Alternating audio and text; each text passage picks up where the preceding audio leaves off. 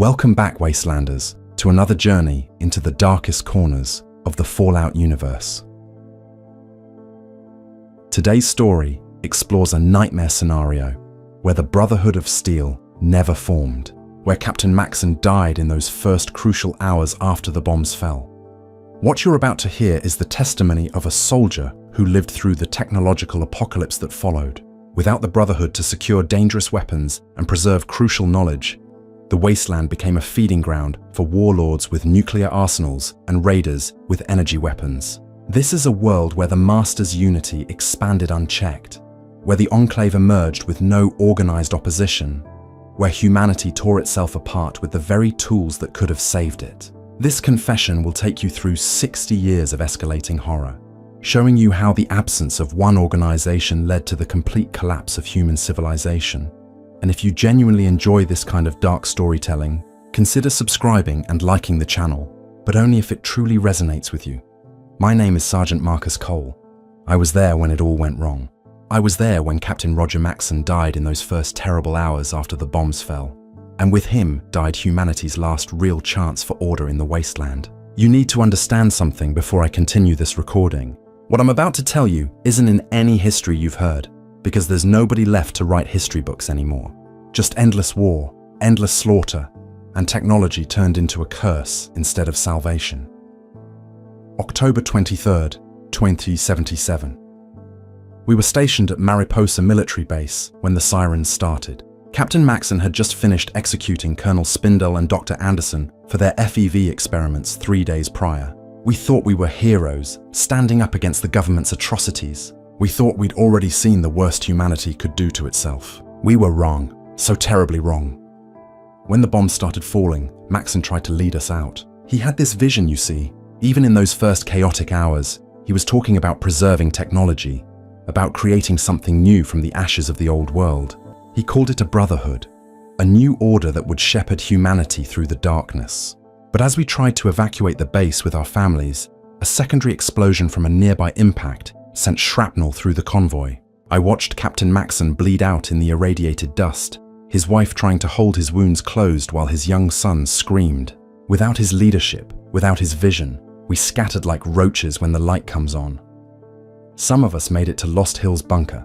We thought we could carry on without him, but we were just scared soldiers without a mission. No grand purpose, no unifying philosophy. Within 6 months, the bunker descended into infighting. Different factions formed, each claiming they knew what Maxson would have wanted. By the end of the first year, we'd turned our guns on each other. I barely escaped with my life when Lieutenant Morrison's faction decided anyone who disagreed with militaristic expansion was a traitor.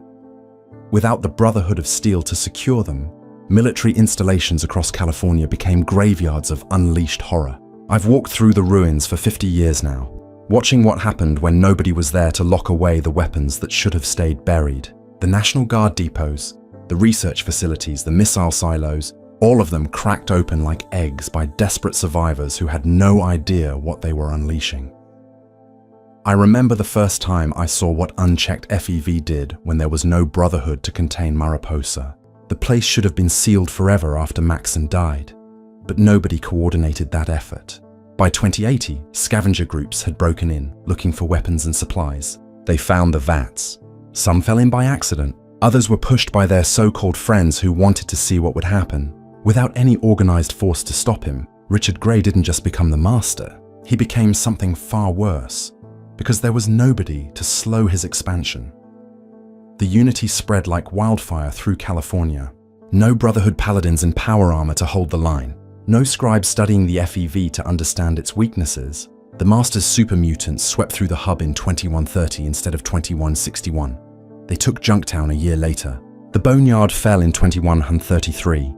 Every major settlement that might have survived, that might have rebuilt civilization, was either converted or slaughtered within a decade of the Master beginning his work. You have to understand what it was like watching the unity grow without opposition. In the real timeline you might have heard about, the Brotherhood helped the Vault Dweller stop the Master in 2162.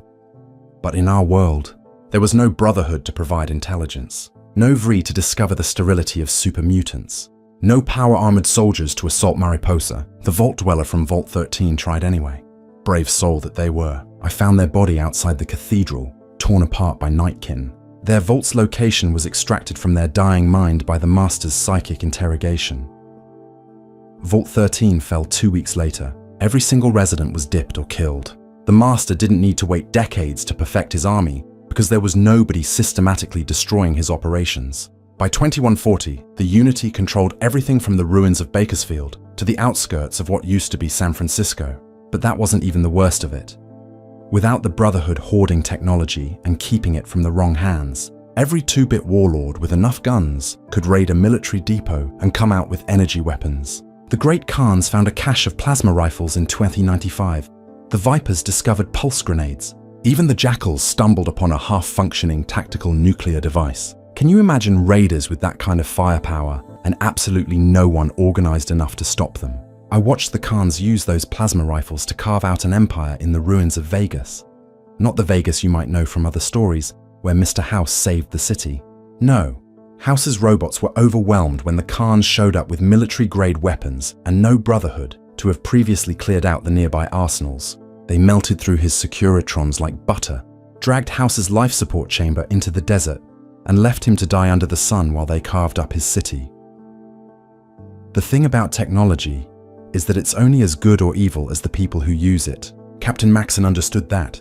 He wanted to create an organization that would preserve it, study it, and most importantly, keep it from people who would abuse it.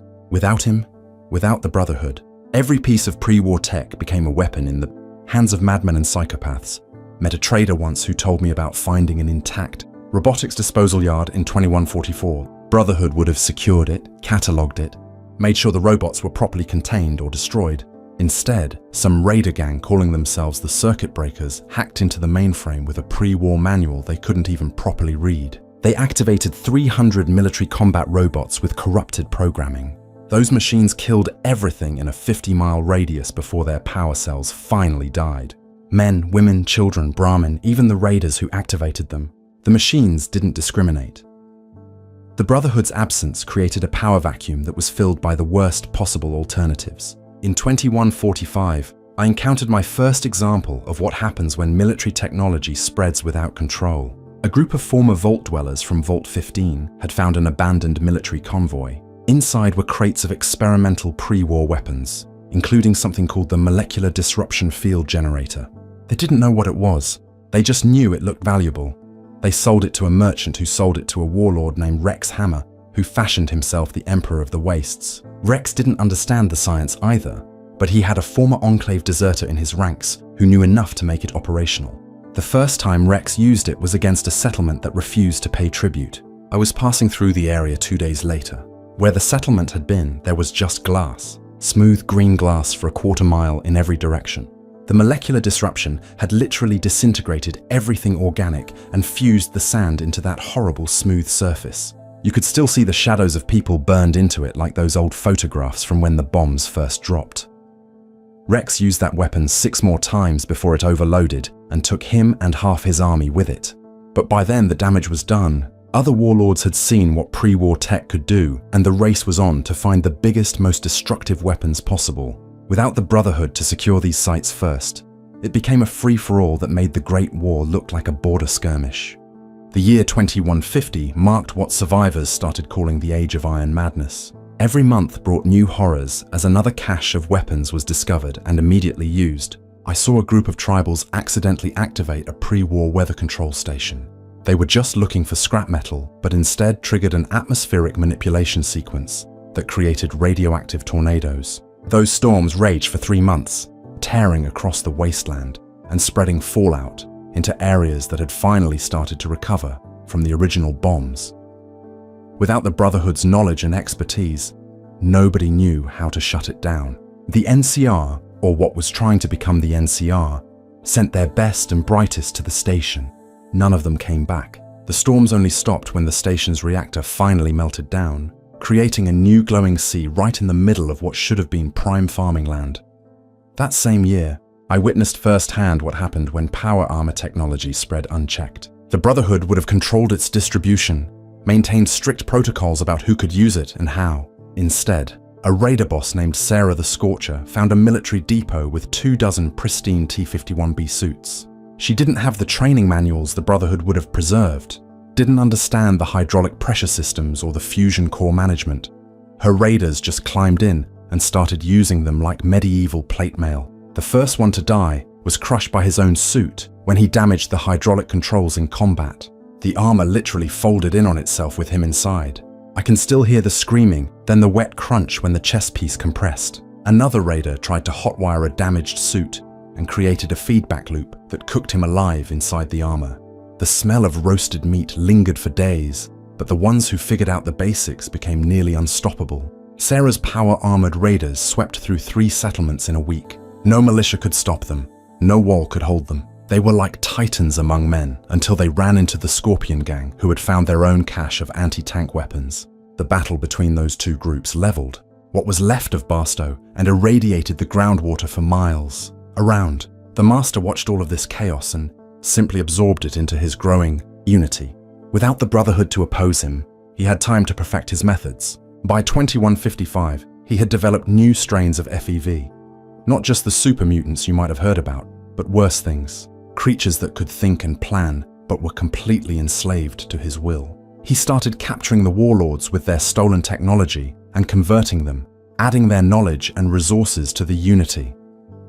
I remember hiding in the ruins of an old library when a Unity patrol passed by. They weren't like the super mutants from other timelines who might show some independence or personality. These were perfectly synchronized, moving in formations that no human military ever achieved. They had absorbed so many brilliant minds without opposition that they had become tactically perfect. They used pre-war military strategies combined with post-war adaptability. They were unstoppable. By 2160, the Unity controlled most of the American Southwest. But then, something else emerged from the east. Something that made even the Master's army pause. Without the Brotherhood to later oppose them in the capital Wasteland, the Enclave had spent those decades building strength completely unmolested. They emerged from Raven Rock with technology that made everything the Wasteland warlords had found look like toys. The first Enclave battalion I saw was in 2161. Full power armor, vertibirds, energy weapons that could vaporize a super mutant in one shot. They called themselves the legitimate government of America and demanded immediate surrender from everyone they encountered.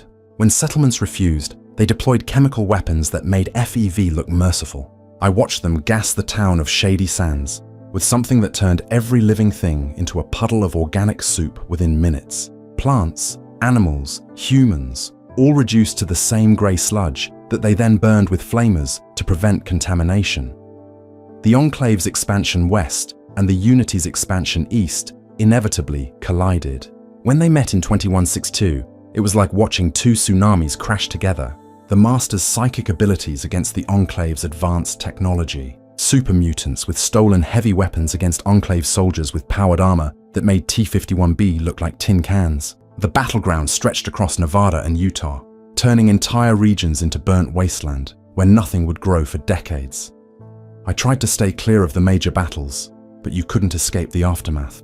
Refugees flooded every corner of the wasteland that wasn't already controlled by one faction or another. Entire communities picked up and fled, only to run into other groups doing the same thing. Violence broke out over water, food, and safe ground. Without any stabilizing force like the Brotherhood would have been, it was pure chaos. The smaller warlords took advantage of the chaos. While the Unity and Enclave were focused on each other, every raider gang and petty dictator made grabs for territory and technology. I saw a group of tribals break into a medical research facility and accidentally release a pre-war biological weapon that had been contained since the bombs fell. The Blue Death, they called it, because of how it turned your skin before you died. It swept through refugee camps and killed thousands before finally burning itself out. There was this moment in late 2162 when I thought maybe the two titans would destroy each other and give humanity a chance to rebuild. The Master had launched a massive assault on the Enclave's forward base, while the Enclave responded with a tactical nuclear strike on the cathedral, but both survived. The Master had spread his consciousness across multiple locations, and the Enclave had bunkers that could withstand direct hits. They just kept fighting, kept escalating, kept destroying everything in between them. The technology they threw at each other was beyond comprehension. The Enclave deployed something called Forced Evolutionary Virus Curling 13, an aerosol weapon designed to kill anyone with any genetic mutation. which by then was almost everyone in the Wasteland. The Master responded by releasing creatures I don't have names for, things that violated every law of nature and science. Multi-headed monstrosities that could spit acid that melted power armor, floating beings of pure psychic energy that could drive Enclave soldiers insane inside their helmets. Merchant I traveled with for a few months told me about finding a pre-war library that had somehow survived intact. Inside, he found books about something called the Brotherhood of Steel, described as a future military order dedicated to preserving technology and knowledge. He laughed at the idea. "Can you imagine," he said, "anyone being organized enough to do that in this hellscape?" I didn't have the heart to tell him that we were living in the world where that organization never formed. By 2165, the war between the Unity and the Enclave had created what survivors called the Dead Zones. Entire states where the combination of biological weapons, radiation, and worse things made human life impossible. I tried to cross through what used to be Arizona once. The ground itself was hostile. Plants that moved and attacked. Air that burned your lungs even through a gas mask. Water that glowed purple and dissolved anything organic it touched. I turned back after 2 days and considered myself lucky to escape with my life. The few independent settlements that remained were forced to make impossible choices. Submit to the Unity and be transformed into super mutants. Submit to the Enclave and be eliminated as genetic impurities. Or try to stay hidden and pray that neither side found you before they destroyed each other. Most chose wrong. The graveyards of failed settlements stretched from coast to coast, each one a monument to the absence of any stabilizing force in the Wasteland. I met a group of Vault dwellers from Vault 8 in 2166. In another timeline, they might have founded Vault City with the help of Brotherhood-traded medical technology. In our world, they emerged to find super mutants and Enclave forces fighting literally above their doorstep. Half were killed in the first hour. The rest scattered. Their Geekik was captured by raiders who tried to use it as a weapon and ended up creating a localized ecological disaster that transformed 50 square miles into hostile jungle that ate anyone who entered. The absence of the Brotherhood created cascading failures throughout the Wasteland. Technologies that should have been preserved and studied were instead weaponized and destroyed. Knowledge that could have rebuilt civilization was lost in the endless warfare. The Brotherhood would have been educators, preservers, a shield against the worst impulses of desperate humanity. Without them, we got only the worst. What really haunts me is how preventable it all was. If Captain Maxson had lived just a few more years, if he had established the Brotherhood's foundations, everything would have been different. The Unity would have faced organized opposition from the beginning. The Enclave would have encountered a force that understood their technology and could counter it. The raiders and warlords would have found empty bunkers instead of weapons caches. Civilization might have had a chance. Instead, I watched the world tear itself apart with the very tools that could have saved it. By 2167, the war between the Unity and the Enclave had evolved into something beyond conventional conflict. Both sides had started deploying weapons that shouldn't exist. Things pulled from the deepest black site vaults and experimental programs that even the pre-war government had deemed too dangerous to use. The Master had discovered something in the ruins of West Tech that changed everything. Without the Brotherhood to have previously secured and studied the facility, he had unrestricted access to all their research. Not just FEV, but something called Project Chrysalis. I only learned the name from a dying Enclave scientist who babbled about it in his final moments. The Master had found a way to create psychic amplifiers using modified FEV combined with pre-war neural interface technology. He could now control his armies from hundreds of miles away, seeing through their eyes, feeling through their bodies.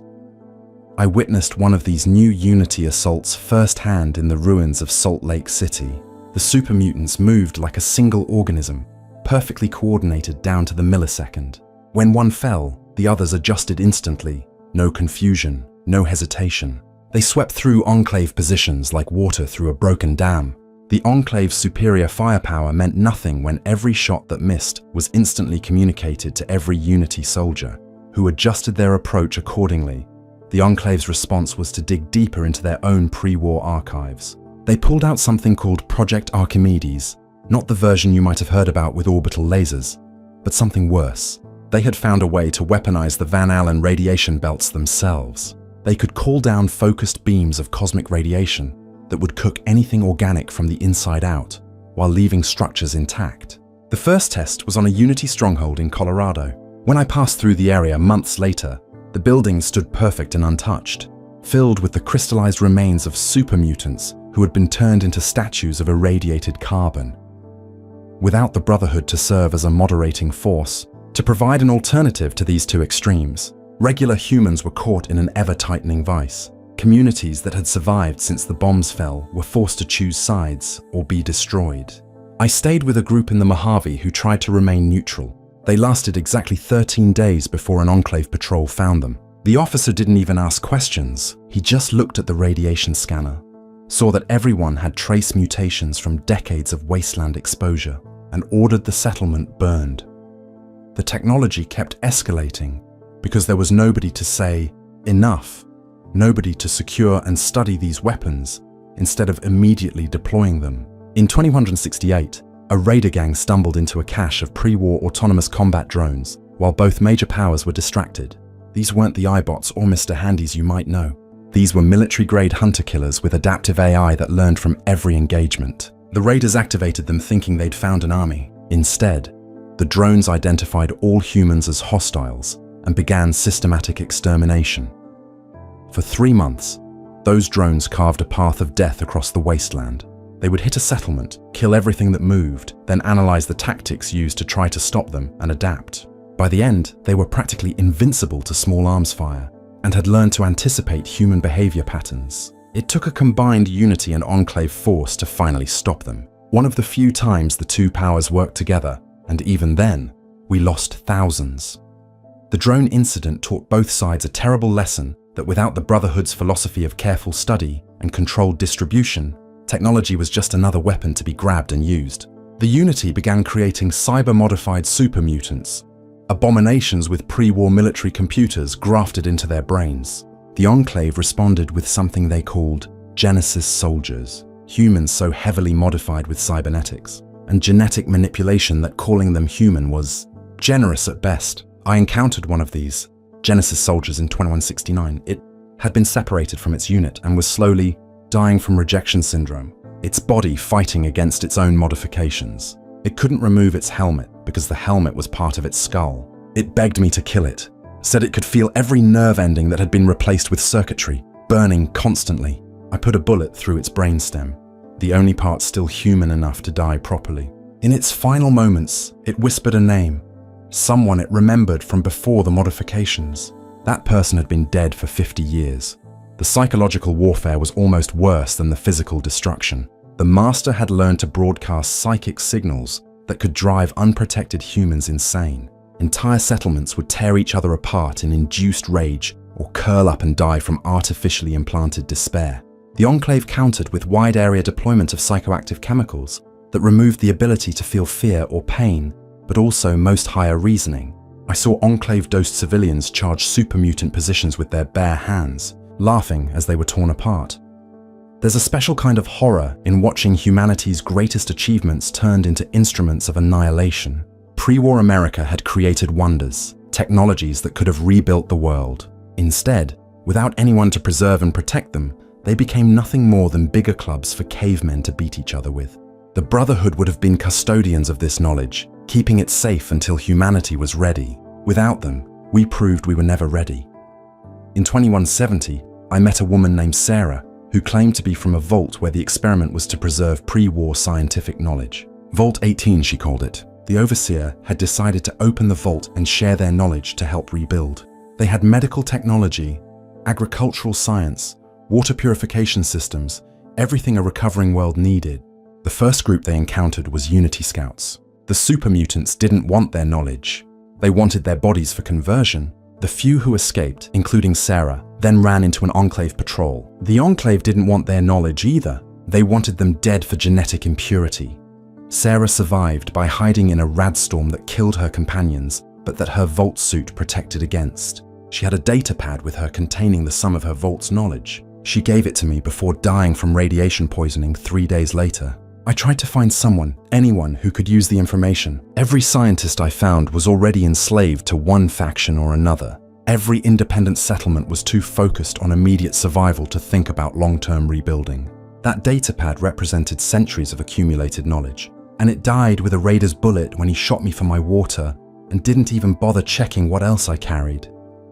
The concept of controlled technology, of careful study and gradual reintroduction, was completely alien to this world. When someone found a new weapon, they used it immediately, consequences be damned. I watched a settlement discover a cache of mini-nukes and immediately fire them all at a nearby raider camp. The explosion destabilized an underground fault line and created an earthquake that leveled both the settlement and 3 others nearby.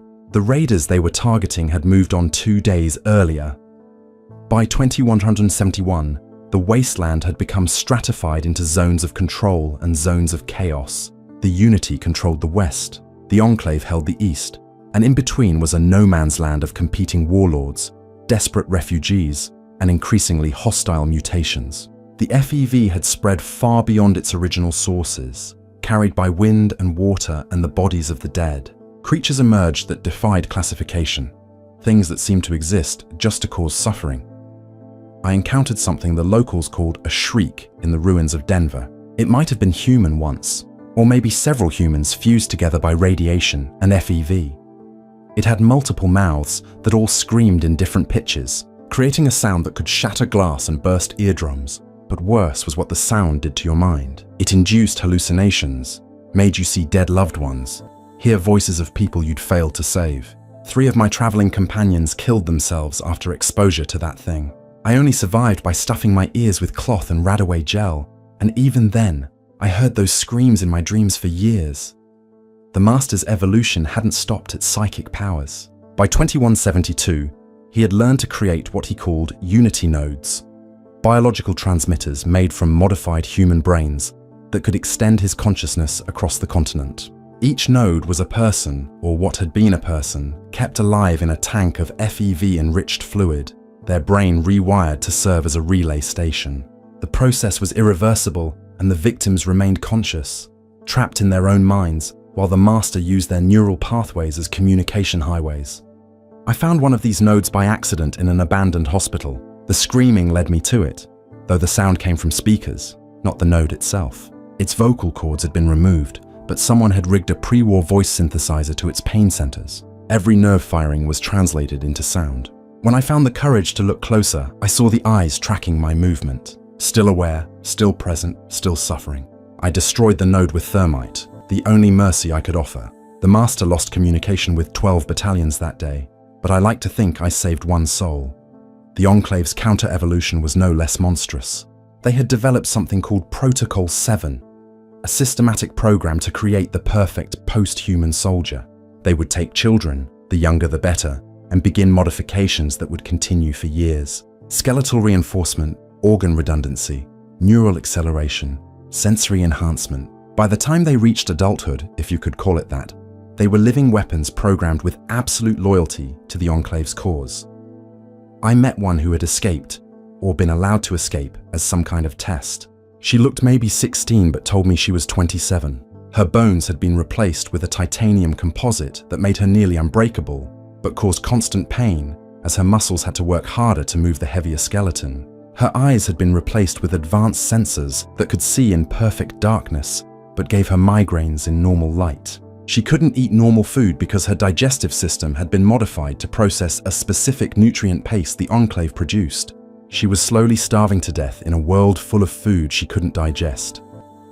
She told me about the training, about being forced to kill other Protocol 7 subjects who showed weakness or defiance, about the neural conditioning that made disobedience physically painful, about the drugs they pumped into them to suppress emotional responses. She had broken free when a Unity psychic attack had disrupted her neural implants, giving her just enough autonomy to run. But freedom, she said, was just a different kind of prison, when you've been turned into something that can't exist without your captor's infrastructure. The war created its own ecosystem of horror. Scavengers who followed battles to strip the dead found that both sides had begun booby-trapping corpses with biological weapons. Touch the wrong body, and you'd be infected with a designer plague that would spread to your entire group before showing symptoms. The Unity's dead would sometimes reanimate, not as ghouls, but as something worse, driven by residual psychic commands to continue fighting. The Enclave's Genesis soldiers had fail-safe devices that would detonate if their vital signs ceased, turning their corpses into chemical bombs. I learned to recognize the signs of recent battles. The color of the sky would change from the chemicals released. The ground would be glass or turn to something with the consistency of tar. You'd find shadows burned into walls. But unlike atomic shadows, these would move when you weren't looking directly at them. Some kind of psychic residue from the Unity's weapons. Birds avoided these areas completely. Even radroaches, who would eat anything and survive anywhere, stayed clear. The chemical weapons were perhaps the worst aspect of this war without rules, without any organization trying to preserve some semblance of humanity. The Enclave had developed targeted biological agents that could distinguish between genetic markers. They would deploy these in areas suspected of harboring Unity sympathizers. The weapons would ignore pure-strain humans but would cause anyone with any level of mutation to literally melt from the inside out. I saw entire towns die in minutes, their only crime being 2 generations of Wasteland exposure. The Unity's response was to create what they called empathy bombs, psychic weapons that would force everyone in the blast radius to feel the combined suffering of every person who had ever died in that location. In places where battles had been fought, where settlements had been massacred, the psychic weight was unbearable. Strong-minded individuals might survive, but be permanently broken. Weaker ones would simply cease, their minds shutting down rather than process that level of pain. By 2173, non-aligned humans had become an endangered species. We existed in the margins, in the places too worthless for either side to claim. We developed our own culture of survival, never staying in one place too long, never gathering in groups large enough to be noticed. We had a saying, the day is Unity's, the night is Enclave's, and the shadows belong to the dead. It meant that Unity patrols dominated during daylight. Enclave operations happened under cover of darkness, and if you wanted to live, you existed in the spaces between, with the ghosts and the memories. I joined up with a caravan running supplies to the few independent settlements that remained. We called ourselves the Neutrals, though that was more aspiration than fact. You couldn't be truly neutral in a war that had consumed everything. We just tried to help who we could while avoiding drawing attention from either side. We had rules. Never carry technology advanced enough to be worth taking. Never travel in groups larger than 10. Never stay in one place longer than 3 days. Never ask anyone about their past. The caravan's leader was a ghoul named Marcus, who had been around since before the war. He remembered when the bombs fell, remembered the years immediately after when people still thought rebuilding was possible. He told me once that the saddest part wasn't the death or the destruction. It was watching humanity have every tool it needed to recover and choosing to use those tools to destroy each other instead. The Brotherhood, he said, reading from some old military documents he'd found, was supposed to prevent exactly this scenario. We were making a supply run to a settlement called Hope Springs in late 2173 when we encountered something that changed my perspective on the entire war. It was a crashed vertibird, Enclave markings, but old, from their first expansion out of Raven Rock. Inside we found records, detailed documentation of the Enclave's original plans before the war with the Unity began. They hadn't intended to fight anyone. Their original plan was to rebuild America through careful introduction of preserved pre-war technology and government structure. The records showed they had extensive files on something called the Brotherhood of Steel, a predicted post-war organization that their simulations showed would be their primary ideological opponent. They had planned for decades of careful maneuvering against this Brotherhood, strategies for conversion or elimination of Brotherhood chapters, ways to acquire Brotherhood-held technology. Except the Brotherhood never formed, and without that expected opposition, the Enclave had accelerated their timeline, emerging too early, too aggressive, triggering the war with the Unity that might have been avoided if they'd had a stabilizing opponent to plan against. It's ironic, isn't it? The Enclave had prepared for an enemy that never existed, and in doing so, created a worse conflict than they ever anticipated. Without the Brotherhood to serve as a counterbalance, they had no framework for measured response, no reason to develop diplomatic solutions, no need to consider anything but total domination. They became the monster they had prepared to fight. The Unity had undergone a similar evolution. The Master's original plan, according to captured documents and the ravings of converted humans, had included provisions for dealing with Brotherhood interference. He had expected organized resistance from power-armored soldiers. expected to lose certain battles, expected to need to adapt and negotiate. Without that resistance, he had grown beyond his original constraints, becoming something that even his original personality, Richard Gray, would have found abhorrent.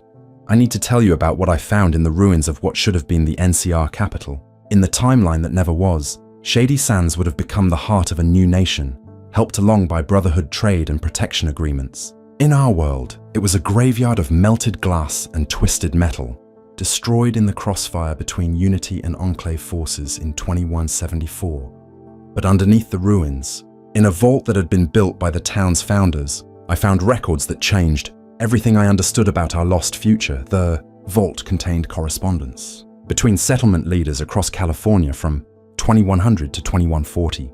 They had been trying to organize, trying to create something like the NCR on their own. Letter after letter discussed trade agreements, mutual defense pacts, agricultural exchanges. They were so close to succeeding. But every attempt at unification failed when raiders with military weapons would attack gathering sites, or when the growing Unity would absorb key settlements. One letter, dated just weeks before Shady Sands fell to the Master, pleaded for someone, anyone, with military knowledge to help organize a defense. The writer mentioned hearing old military broadcasts about a Brotherhood of Steel, but couldn't find any trace of such an organization. The worst part was finding the children's school in that vault.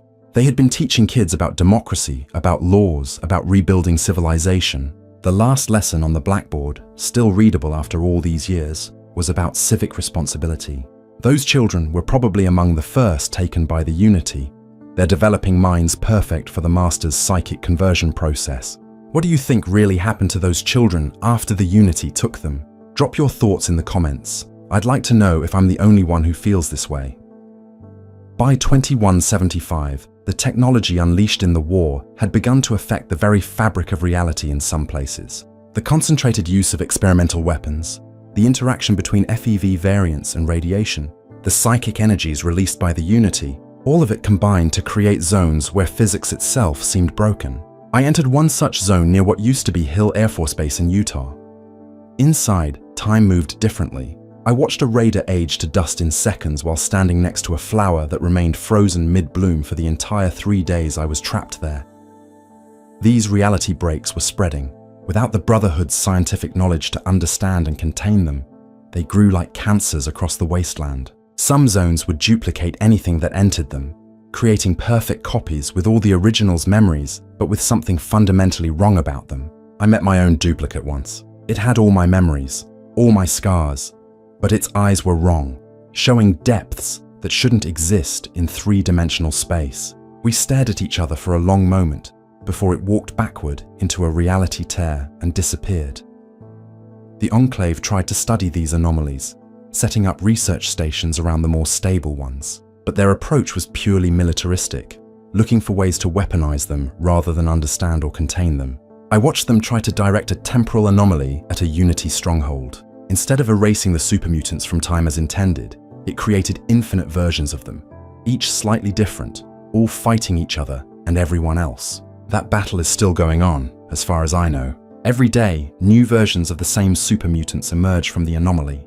Confused and violent, the Unity's response to the anomalies was to try to absorb them, to make them part of the Master's expanding consciousness. This had catastrophic results. I witnessed the aftermath of one such attempt where an entire Unity battalion had been psychically linked when they entered a reality break.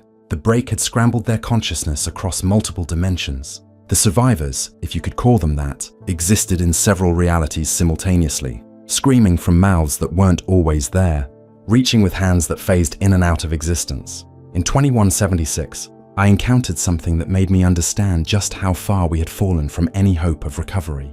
It was a group of children, born after the war, who had never known anything but this chaos.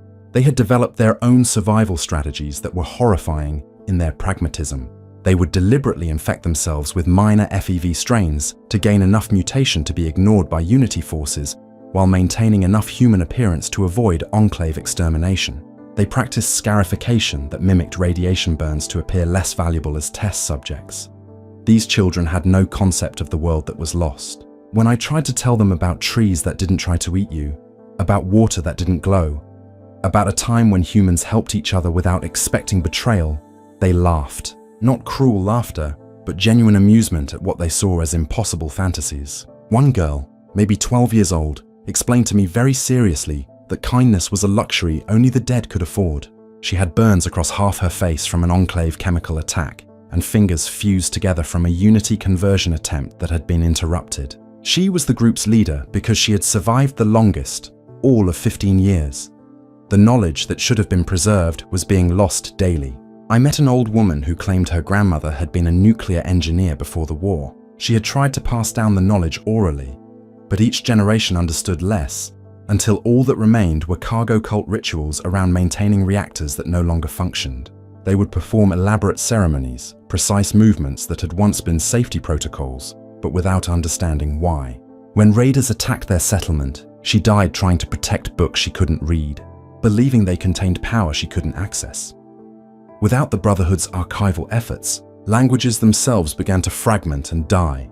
Technical terminology became mysticism. Scientific principles became religious doctrine. I stayed with a tribe that worshipped something they called the Holy Electromagnetic Spectrum, which was their corrupted understanding of pre-war radio technology. They believed that proper prayers broadcasted on certain frequencies would bring salvation. They had a functional ham radio but used it only for religious ceremonies, never realizing it could be used for communication. The biological weapons deployed by both sides had created new forms of suffering that shouldn't exist. The Enclave released something they designated Compound J99X in early 2177. It was designed to target the specific genetic markers the Unity used to identify potential conversion candidates. Instead, it created a plague that caused conscious necrosis. Victims remained fully aware as their bodies rotted from the inside out, a process that took weeks. The Unity's counterplague caused bone to continue growing long after the rest of the body died, creating forests of calcium spikes erupting from mass graves. I need to tell you about Paradise Valley because it represents everything we lost when the Brotherhood never formed. It was a settlement founded in 2145 by Vault Dwellers, Wastelanders, and even some peaceful super mutants who had broken free from the Unity.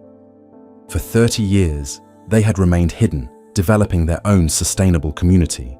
They had recovered pre-war agricultural techniques, built water purifiers, even established a school and medical facility. They were proof that cooperation was possible, that the cycle of violence could be broken. The settlement's leaders had actually tried to establish something like the Brotherhood themselves. They called it the Order of Preservation, dedicated to recovering and protecting beneficial technology while keeping weapons secured. They had a small library of technical manuals, a workshop for maintaining equipment, even a primitive code of ethics about technology use. For 3 decades, they had slowly expanded their influence, helping nearby settlements, sharing knowledge freely. I arrived at Paradise Valley in summer of 2177, just 2 days after it had been discovered by both the Unity and the Enclave simultaneously. The two forces had begun fighting in the valley, using the settlement as a battlefield. The residents tried to evacuate, but there was nowhere to go. The Unity wanted to convert them for their knowledge. The Enclave wanted to execute them for harboring mutants. In the crossfire, everyone died. The library burned. The water purifiers were destroyed. The last member of their Order of Preservation died trying to save a single book from the flames, a manual on sustainable farming. I pulled him from the fire, but it was too late.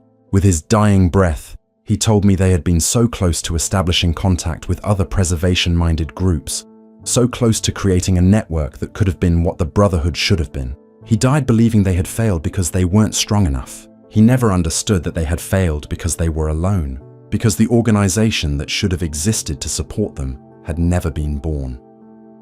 The escalation of weapons technology had reached points that pre-war scientists had only theorized about. The Unity deployed something called a consciousness bomb in 2178, a psychic weapon that didn't kill, but instead merged the minds of everyone in its radius into a collective hallucination. Entire cities became trapped in shared nightmares, their bodies catatonic, while their minds lived out infinite variations of suffering. The Enclave's response was the deployment of antimatter weapons, devices that deleted matter from existence entirely. Where these weapons struck, nothing remained, not even atoms, just voids in reality that slowly collapsed in on themselves. I saw one of these antimatter strikes hit a Unity convoy. There was no explosion, no sound, just suddenly nothing where hundreds of super mutants had been. But the void left behind was wrong. Light bent around it. Time moved strangely near it. Things that got too close were pulled in and ceased to exist. Animals knew to avoid these voids instinctively, but humans, desperate for resources, would sometimes try to establish settlements near them, not understanding the danger until people started vanishing. The wildlife had adapted to the technological hellscape in ways that would have been fascinating if they weren't so terrifying. Radstags had developed the ability to sense electromagnetic fields, fleeing areas before energy weapons fire. Brahmin near Unity territories showed signs of rudimentary psychic shielding, their two heads allowing them to maintain sanity against mental attacks. Mole rats had learned to dig networks specifically to avoid detection by enclave sensors. Even bloatflies had evolved, some variants carrying modified FEV that they spread with every sting. By late 2178, I had started keeping account of the different ways I'd seen humans die: vaporization, dissolution, temporal displacement, psychic overload, genetic unraveling, molecular disruption, conscious petrification, recursive duplication, dimensional shearing. The list went on. Each death was someone's parent, child, lover, friend. Each represented knowledge lost, stories untold, potential unrealized. The Brotherhood would have stood against this wholesale slaughter of human potential. Instead, we got efficiency in extinction. The few remaining independent settlements had developed increasingly desperate survival strategies. Some turned to worship of the competing powers, forming cults around the Unity or the Enclave, hoping that devotion would spare them. It never did. Others dug deep, creating underground communities that tried to wait out the war. Most were buried alive when surface battles destabilized their tunnels. A few tried to preserve knowledge and culture, hiding books and art in caches they hoped future generations would find. If you've ever wondered what choice you would make in a situation like this, tell me in the comments. I'll be reading them. I met a man in 2179 who claimed to be collecting stories, trying to preserve the oral history of the Wasteland before everyone who remembered the early days died. He had hundreds of accounts recorded on holotapes, stories of the first days after the bombs, of settlements that tried and failed to organize, of technologies discovered and lost. He believed that someday, someone would need these stories to understand what went wrong. I helped him bury the collection in a lead-lined vault in the mountains. As far as I know, it's still there, waiting for a future that might never come. The war had created its own economy of horror. Slavers sold humans to both sides, not caring if their cargo would be converted or executed. Organ harvesters followed battles, taking what they could from the dead and dying to sell to anyone trying to maintain their humanity through replacement parts. Information brokers traded in rumors of weapon caches or safe zones, most of which were traps or long destroyed. Even hope itself became a commodity, with con artists selling fake maps to non-existent sanctuaries. The psychological toll was perhaps worse than the physical destruction. I watched communities that had survived over a century of post-war hardship simply give up. Entire settlements would perform mass suicides rather than wait for either army to find them. Parents would mercy kill their children rather than risk them being taken for conversion or experimentation. The phrase "better dead than fled" became common, meaning it was better to die fighting than become a refugee in the no-man's lands. In early 2180, I witnessed something that still haunts my dreams. The Unity and Enclave had developed weapons specifically designed to counter each other's advantages. The Unity created what they called null zones, areas where technology simply stopped functioning. Power armor became dead weight, energy weapons wouldn't fire, even basic electronics failed. The Enclave soldiers trapped in these zones, dependent on their advanced equipment, died gasping in suits they couldn't open, cooked by reactors they couldn't shut down. The Enclave's counter was worse. They developed a biological agent that severed psychic connections. When deployed against Unity forces, it didn't just cut them off from the master, it left them aware of what they had become. Super mutants suddenly confronted with the memories of their human lives, with the full knowledge of what had been done to them and what they had done to others. The suicide rate among affected Unity forces was absolute. Not one chose to live with that knowledge. These weapons didn't just destroy their targets, they destroyed any possibility of peace. Each escalation made negotiation less possible, compromise more unthinkable. The Brotherhood would have served as a neutral party, a mediator with the strength to enforce ceasefires. Without them, there was no one both sides respected enough to broker peace. No organization with the moral authority to say, enough. The war could only end when one or both sides were completely destroyed. The environmental damage was approaching irreversibility. The water table across the continent was contaminated with FEV variants, chemical weapons, and radiation.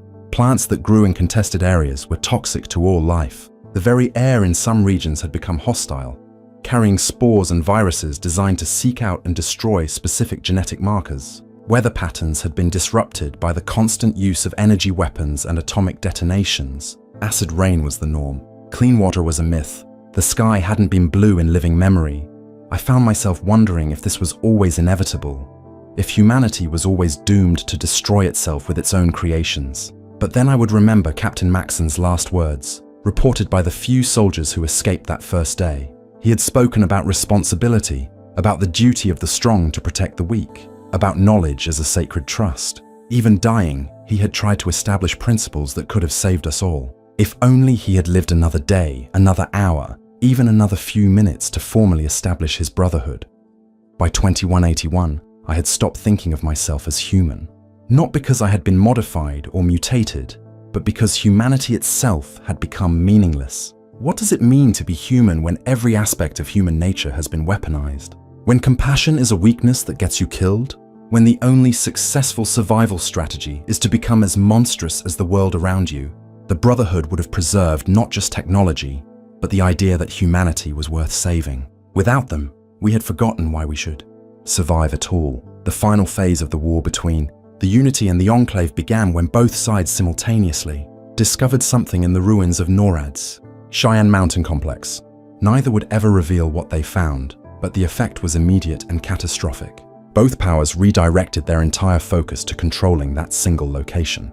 The battles that followed made everything before look like border skirmishes.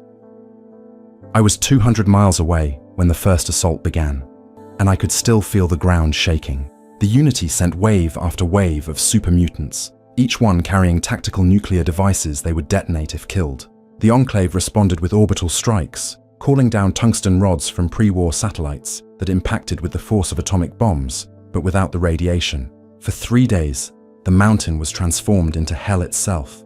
The weapons deployed in that battle defied description. The Unity unleashed something they called the Void Caller, which opened temporary portals to somewhere else. Things came through those portals that weren't from our reality. Geometric shapes that hurt to perceive. Sounds that existed as physical objects. Creatures of pure entropy that dissolved anything they touched into probability clouds. The Enclave's response was to activate a pre-war defense system that turned the entire mountain into a massive electromagnetic pulse generator, frying anything electronic within 500 miles, including their own forces. When the battle finally ended, neither side had won. The mountain had been transformed into something else entirely, a massive crater filled with energies that shouldn't exist. Anyone who looked directly at it would experience temporal displacement, seeing their own past and future simultaneously until their mind couldn't process it anymore. The few survivors from both armies fled, broken and insane, babbling about things that human language couldn't express.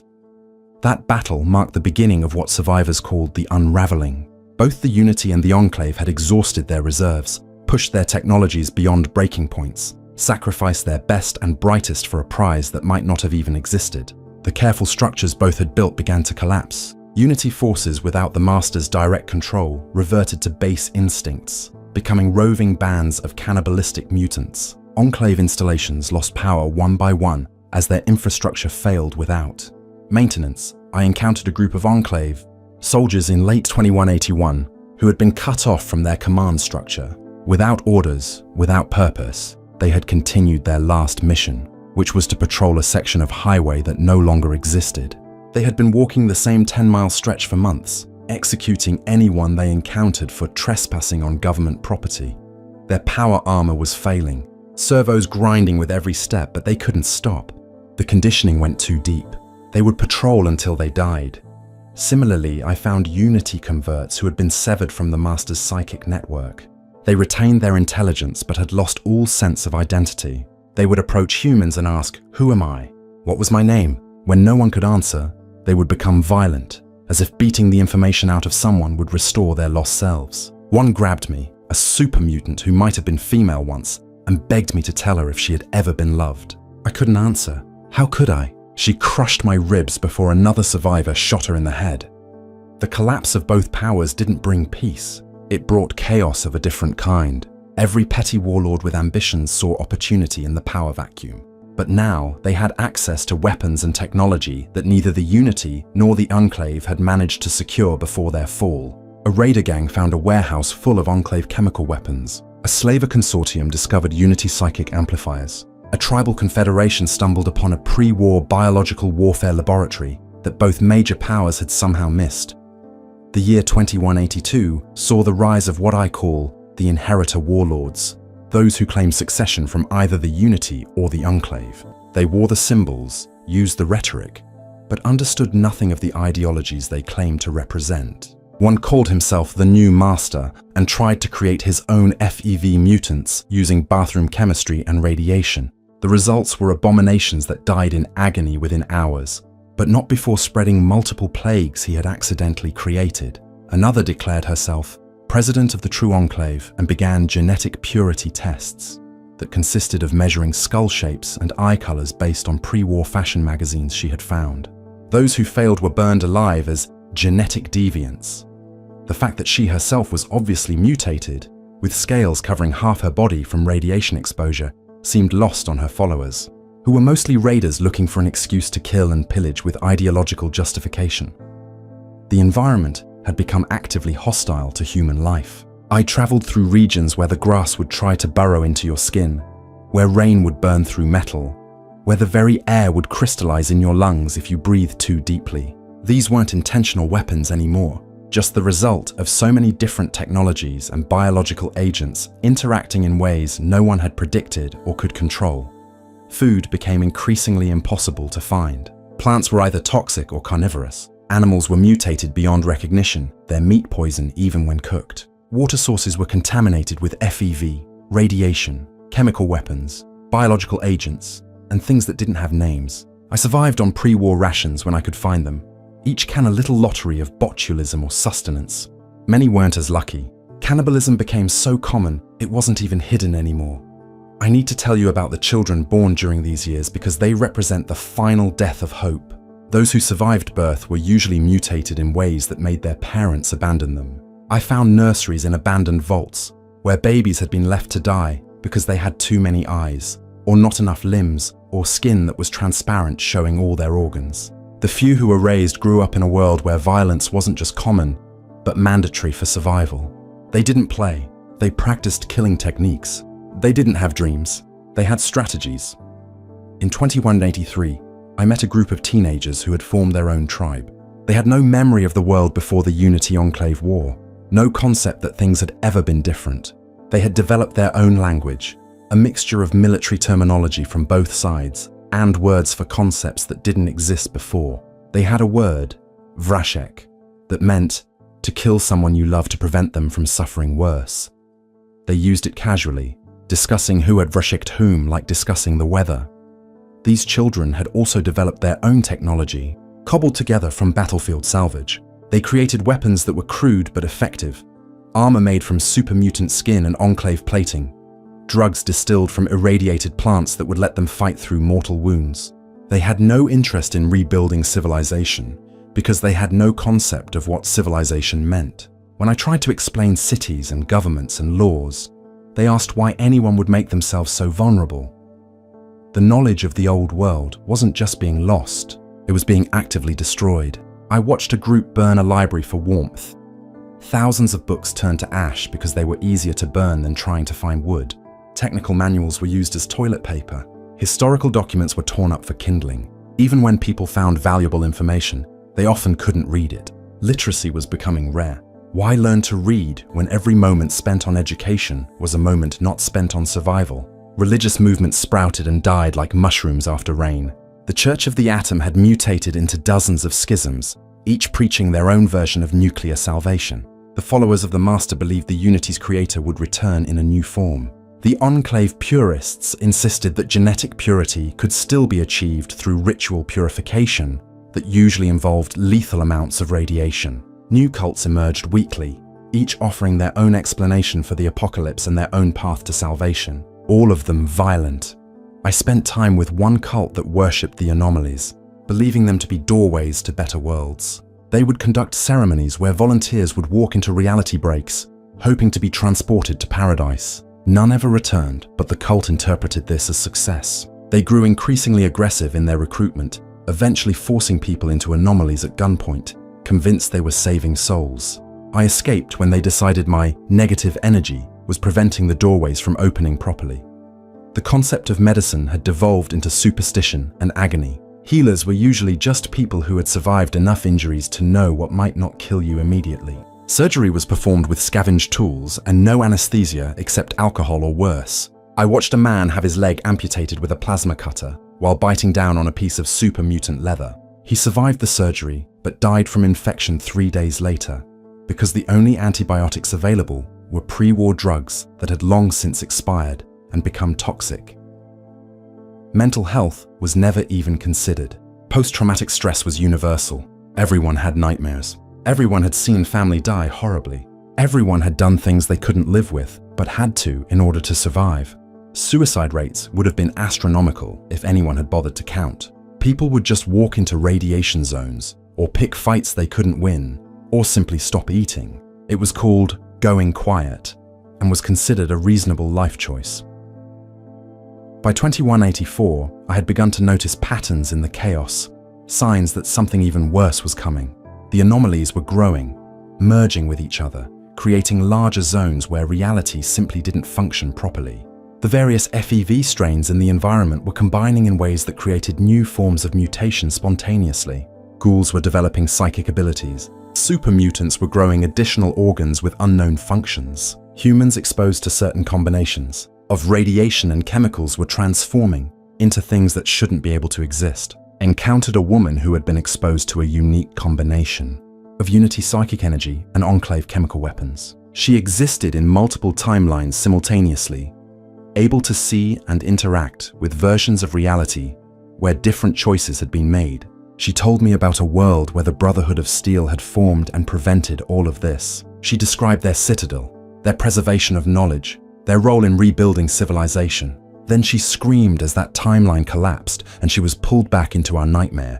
She begged me to kill her before disappearing entirely, shifting to another timeline I couldn't perceive. The wildlife had evolved beyond recognition. Deathclaws had developed camouflage abilities that made them nearly invisible. Cazadores had somehow acquired the ability to lay eggs in living hosts that would hatch and consume the host from inside while keeping them alive and conscious. Mirelurks had grown to massive sizes and developed a hive intelligence that allowed them to coordinate attacks across hundreds of miles. Even radroaches had become dangerous, some variants developing acidic secretions that could eat through power armor. Trade had completely collapsed. There was no currency that everyone accepted, no safe routes between settlements, no trust between traders. Bartering was done at gunpoint, each party ready to kill the other if they felt cheated. I watched a man trade his daughter for 3 cans of pre-war food, then shoot the buyer and take his daughter back along with the food. This was considered a successful business transaction. The only law was strength, and strength was measured in how much suffering you could inflict.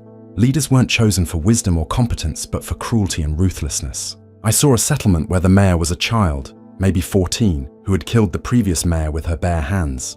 She ruled through terror, having anyone who questioned her fed to the pack of feral ghouls she kept as pets. When I left, she was planning to attack a neighboring settlement not for resources, but because she was bored.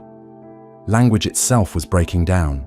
Without schools, without books, without any standardization, dialects were emerging that were mutually incomprehensible. Technical terms were forgotten or changed meaning. Scientific concepts became mythology. I met groups that had been separated by less than 50 miles, who could no longer understand each other's speech. Communication failures led to violence more often than not, each group assuming the other was speaking in code or casting curses.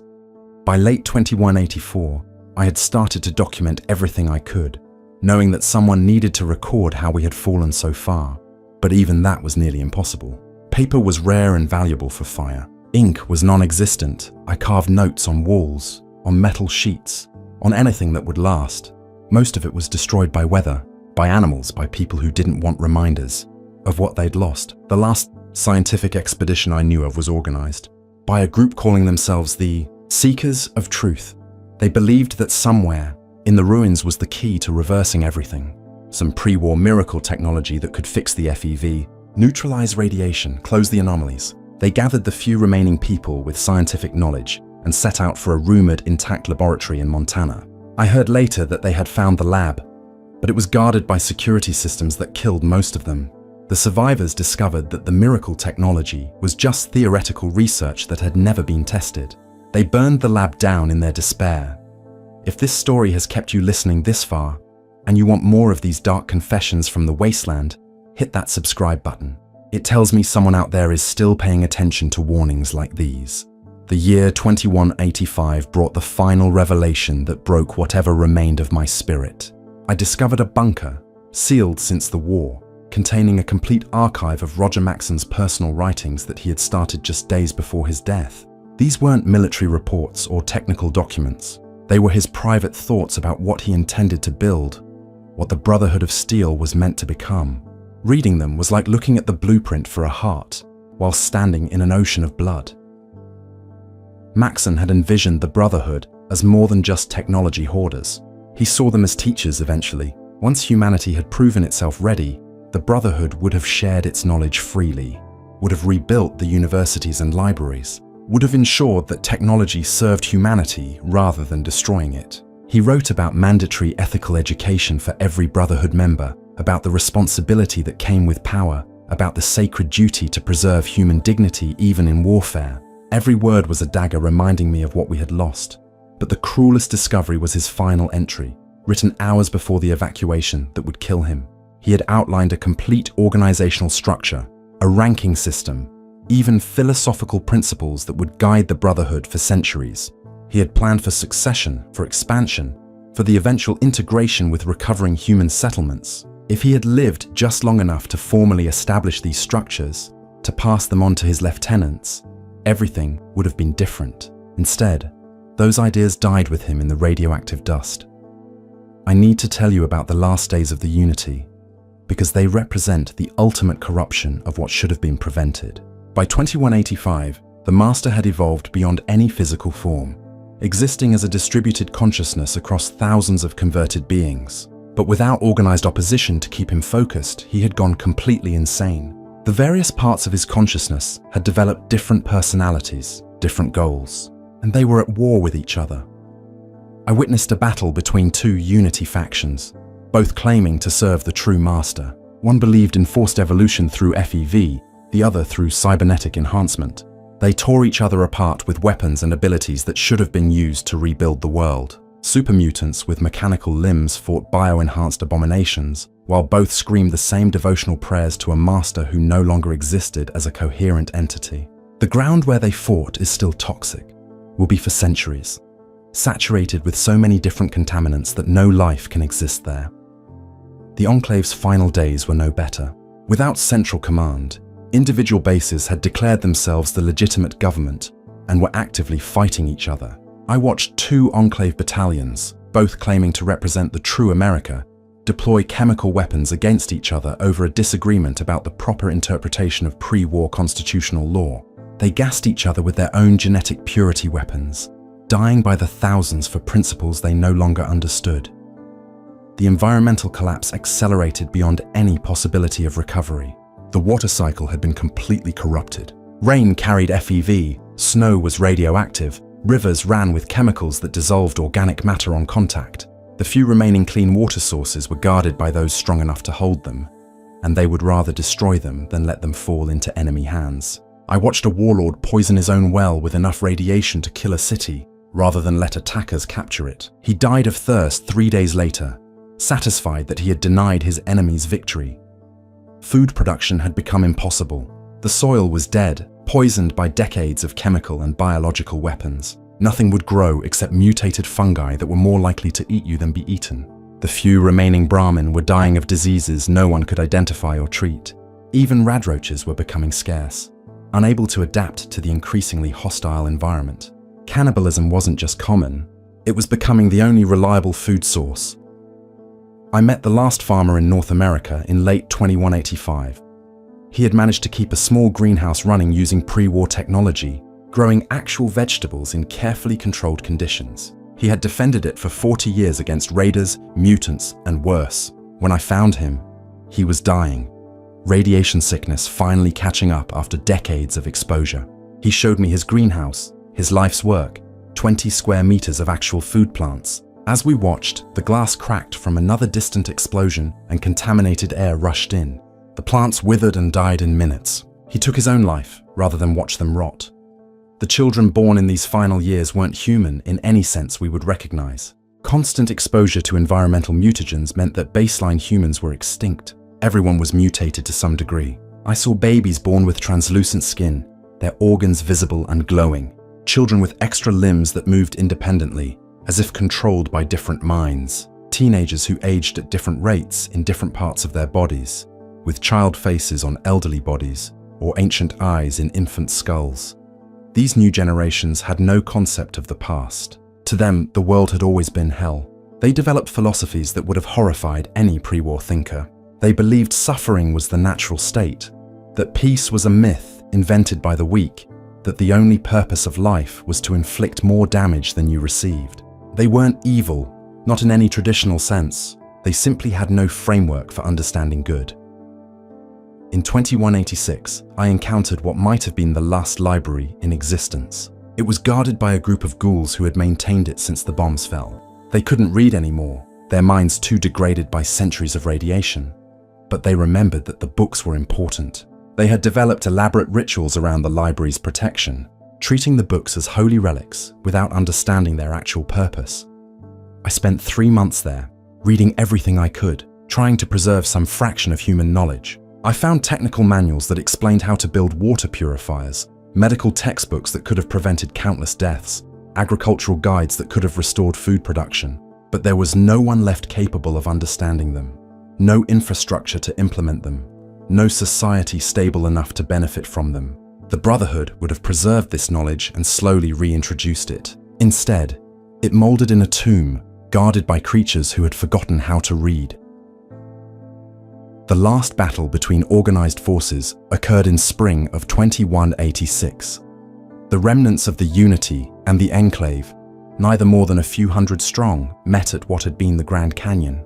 The battle lasted 17 minutes. Both sides deployed weapons they didn't fully understand, devices salvaged from arsenals they could no longer maintain. The resulting explosion could be seen from 500 miles away. When the light faded, the Grand Canyon was gone, replaced by a smooth bowl of glass 20 miles across. Nothing survived, not even bacteria. After that, there were no more armies, no more factions, just scattered groups of survivors picking through the bones of the world. The population of North America, which might have recovered into the millions with proper guidance, had fallen below 10,000. Most of those were so mutated, so psychologically damaged, that calling them human was more habit than accuracy. I found a vault in late 2186, Vault 119, that had never opened. Its experiment had been to remain sealed for exactly 110 years, opening in 2187. The door mechanisms were still functional, the reactor still running, everything perfect for the scheduled opening. I managed to access their external communication system and tried to warn them, tried to tell them to stay sealed, that the world outside was worse than any Vault experiment could be. They thought I was part of their test, a Vault Tech psychological evaluation. They said they looked forward to helping rebuild America. I was there when Vault 119 opened on January 1st, 2187. 200 people emerged, healthy, educated, organized, and full of hope. They had preserved pre-war knowledge, had plans for reconstruction, had even maintained a seed vault for restarting agriculture. They lasted 36 hours. The first raider attack came at nightfall. The vault dwellers, trained in pre-war civil defense that assumed cooperative rebuilding, were slaughtered. The raiders didn't even take anything useful, just killed for entertainment and left the bodies to rot. The seed vault's contents were scattered to the wind by raiders who thought they might be drugs. Centuries of carefully preserved genetic material, the key to restoring agriculture, was lost in minutes. I tried to gather what I could, but the seeds were already contaminated by the toxic environment. When I tried to plant some in a controlled environment I had constructed, They grew into things that bore no resemblance to food plants. One produced fruit that exploded when ripe. Another grew roots that sought out and strangled any other plant nearby.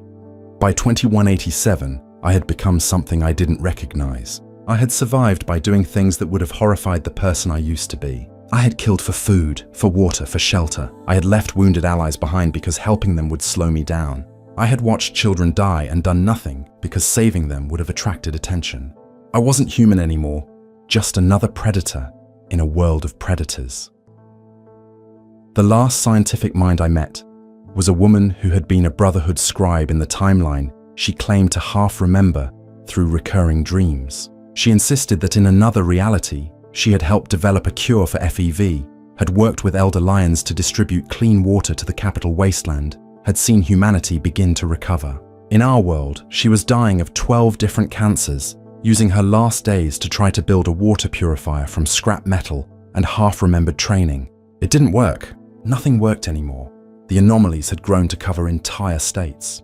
There were regions where entering meant never leaving, where the laws of physics were suggestions at best. I skirted the edge of one such zone and saw impossible things. Water flowing upward, fires that froze things, creatures that existed in states between life and death. At the center of the largest anomaly, something was growing, something vast and wrong that hurt to perceive even from miles away. Some survivors had started worshipping it as a god.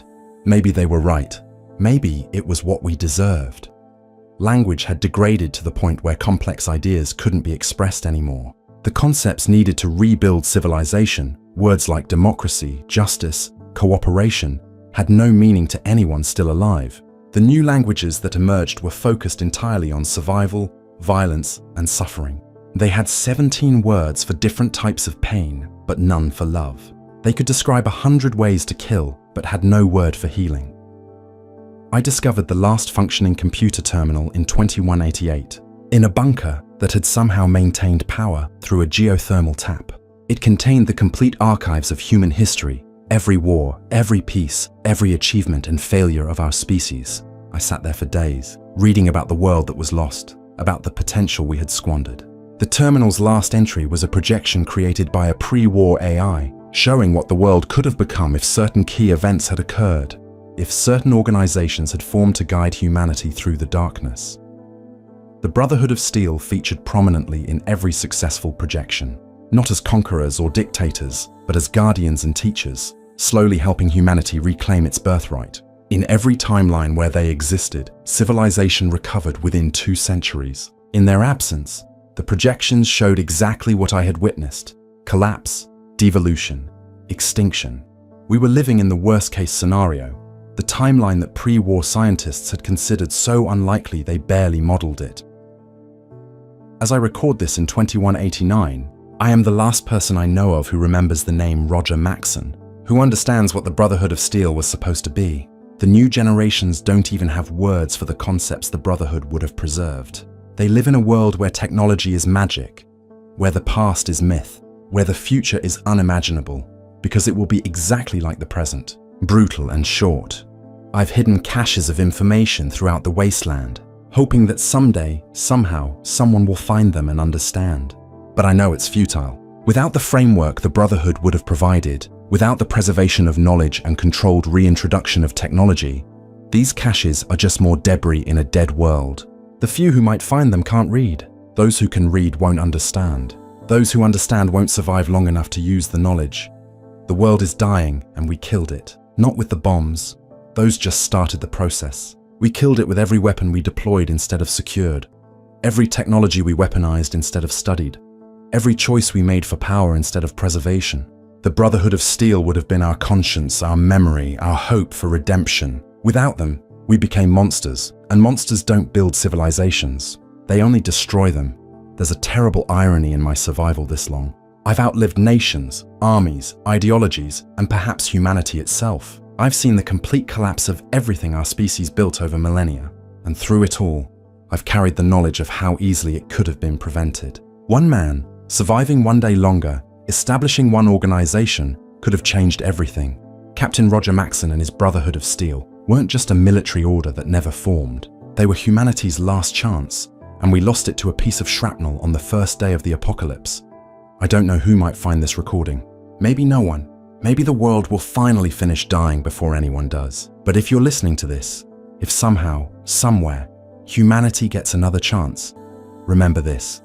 Technology is not your enemy. Ignorance is. Power is not evil, its misuse is. The Brotherhood of Steel understood this. They would have been harsh teachers, but necessary ones. They would have held back progress until we proved we deserved it. They would have been hated and feared and absolutely essential. Without them, we got freedom. The freedom to destroy ourselves absolutely. We got equality, the equality of extinction. We got the wasteland we deserved because we proved we couldn't be trusted with anything better. My name is Sergeant Marcus Cole. I was there when Captain Maxson died. I've spent 60 years watching the world pay for that loss. This is my testimony. This is my warning. This is my confession. The Brotherhood of Steel never existed, and that's why humanity never survived.